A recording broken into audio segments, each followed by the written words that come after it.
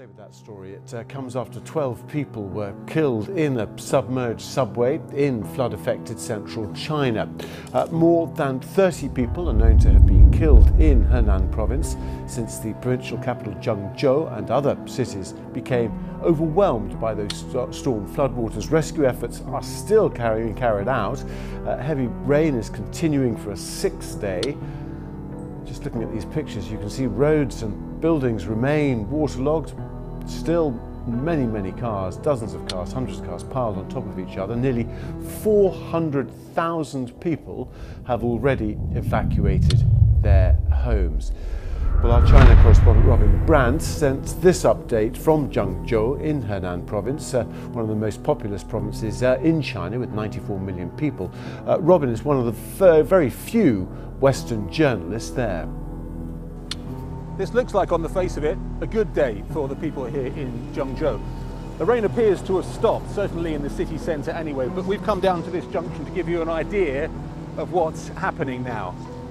This is what you see in most of the parts we've been driving around for the past hour. Massive puddles of leftover water, silt on the floor, families strolling around, cars stranded in the middle of roads.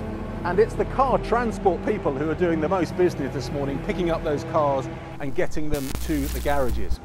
We do know that the death toll has increased. We know that the rain as well is spreading north, which is in that direction. So you've got towns and villages over there who are now dealing with very severe amounts of water. The most troubling questions, though, remain about this: the metro network here in this city. It's less than 10 years old, but it was on one of these lines where we saw the most terrifying stories. 12 people crammed into one carriage lost their lives 24 hours ago. And we don't know exactly why. We don't know why they were left so vulnerable. But we do know at the very top of national government in Beijing, they are warning other cities, other local governments to immediately look at their preparedness and to look at their regulations when it comes to metro networks if the floods and the rains come again. 80 major fires are now raging across 13 US states. In Oregon, the nation's largest active wildfire has burned about 600 square miles or 1,500 square kilometers, prompting thousands of evacuations. Over 2,000 firefighters are tackling the so-called Bootleg fire, one of the largest fires in the state's history. Well, here you can see a time-lapse from a NASA satellite, which shows the smoke moving from the west coast travelling across the country. The smoke is grey, while the clouds are white. The fires are so intense that health agencies on the US East Coast are now warning that poor air quality from the smoke poses a health hazard. Our North America correspondent Peter Bowes reports. The effect of fires burning more than 4,000 kilometres away. Hazy skies in New York City caused by smoke from the western wildfires. Public health experts have warned that people with breathing problems should avoid being outside during the middle of the day. This monstrous fire is partly to blame, spreading rapidly through forest land about 500 kilometres southeast of Portland in Oregon.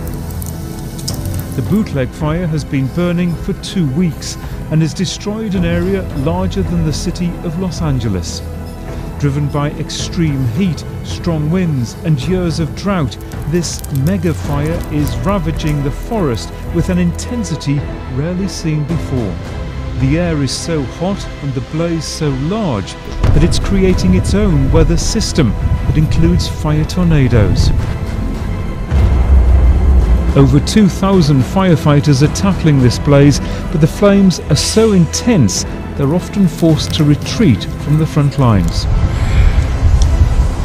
This fire is spreading out of control near the California-Nevada border. It was started by lightning and is rapidly ballooning in size. So far this year, 5 times as many acres have burned in California compared with the same period in 2020. Peter Bowes, BBC News, Los Angeles. Well, President Biden has made tackling climate change a key pillar of his presidency, and his climate czar, the former US Secretary of State and presidential contender John Kerry, has been in London this week, calling on governments to step up and set bold targets to avoid even worse impacts from climate change in the coming years. Speaking to BBC Radio's Today programme, He said that even those who have been resistant to action for years are starting to realise the consequences of inaction.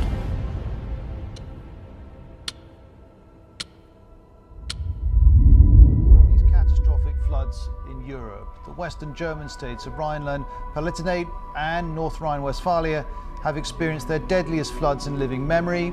These are some of the images coming in from those areas.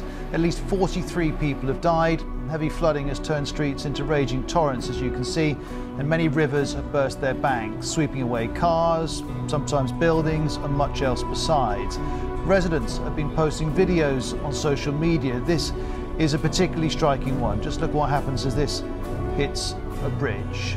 And let's hear from one resident. Our community centre was just crushed and is stuck to the bridge over there. And a 40-ton truck must be stuck there as well. A house just standing over there tilted over entirely. You can imagine this sort of thing happening in Asia, but not here. Well, this is the village of Schultz. At least 4 people have died there as they waited for rescue from their roofs. Some of the houses in the village were simply swept away, and houses in the district are still at risk of collapse. A state of emergency has been declared, and as you'd imagine, rescue efforts are ongoing. Police helicopters and soldiers have been deployed to help stranded residents, and we also know 2 firefighters in North Rhine-Westphalia have died. The capital of that region is Düsseldorf. Malika Farkaro is a journalist there. Yesterday when I was walking with my sister back home and we couldn't go home and our car could not pass because otherwise we would have been drowning, we've just been devastated. So we've never seen anything like that, and actually fears are looming of a second wave of flood. I don't know if you can see it, but the sky around me is grey. We expect more heavy rainfalls from 1900s to fall, and people are really fearful. Well, as Malika was saying, more rain is forecast across these areas. We'll hear from BBC Weather on that in a moment. First of all, let's look at the reaction from some leaders within Germany. Malu Dreyer is the chief of the Rhineland-Palatinate state. She's described the flooding as catastrophic. She said there are dead, missing, and many people still in danger. All our emergency services are in action, she says, and risking their own lives. Now, Chancellor Angela Merkel is in Washington meeting President Joe Biden, but she said she's shocked by the disaster, and she spoke earlier. These are peaceful towns who are now living through a catastrophe, and one can say a tragedy. There's no word to describe such strong rain and floods other than as a catastrophe. I'm shocked by the reports of the places which now stand completely underwater, and the people who are in extreme danger, standing on their roofs awaiting rescue and who've been rescued. I grieve for the people who've lost their lives. We don't know the number, but it will be many, some in the basements of their houses and some who are working as firefighters trying to bring others to safety. And I give their families my deepest condolences. Well, this graphic shows the rain across Europe. As you can see, Germany isn't the only country affected. Belgium, the Netherlands and France are all experiencing flooding too. We'll go to Belgium in a moment. First of all, though, here's Jenny Hill in Schultz. Hello, welcome to BBC World News. It is the worst violence in South Africa since the 1990s and the end of apartheid. But this time it's a toxic mix of, among other things, unemployment, inequality and tribal nationalism, which has pitched the power base of a jailed former president against his successor. Amid the rioting and looting in and around the port city of Durban, more than 70 people have now been killed, 800 arrested. With supermarkets and warehouses plundered and destroyed, long queues are forming for dwindling supplies of food and fuel. Here's our South Africa correspondent Nomson Maseka, who's been outside a supermarket in Durban. Listen to what the prophet Isaiah says, and I'm going to close with this today. In Isaiah chapter 24, he's speaking of a day in this whole chapter when this world fades away. The earth mourns, verse 4, and fades away. The world languishes and fades away. The haughty people of the earth languish. The earth is also defiled under its inhabitants because they've transgressed the laws, they've changed the ordinance and broken the everlasting covenant. Therefore the curse has devoured the earth, and those who dwell in it are desolate.